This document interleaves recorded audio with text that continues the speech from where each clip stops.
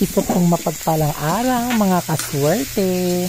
Ngayon po ay magluluto po tayo ng adobong karneng baboy mga kaswerte. Excuse lang po sa mga kapatid nating Muslim na hindi kumakain po nito.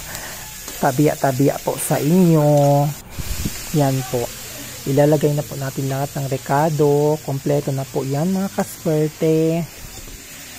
At ganyan, ginigisa-gisa lang po muna para ma-concentrate po talaga yung lasa ng ating adobo.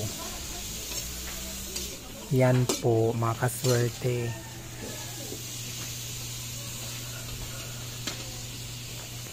At yan nga po, inaano namin, sinasangkutsa po namin at nilalagay po namin ng toyo mga kaswerte para lalo po siyang sumarap mga kaswerte. Yan. Ganyan po yung pagluto namin ng adobo mga kaswerte para maano talaga siya. Concentrated po yung lasa niya at masarap po siya mga kaswerte. Yan po mga kaswerte. Bali, hintayin lang po to siya maluto mga kaswerte at pwede na itong hanguin mga kaswerte para pwede na pong kainin mga kaswerte.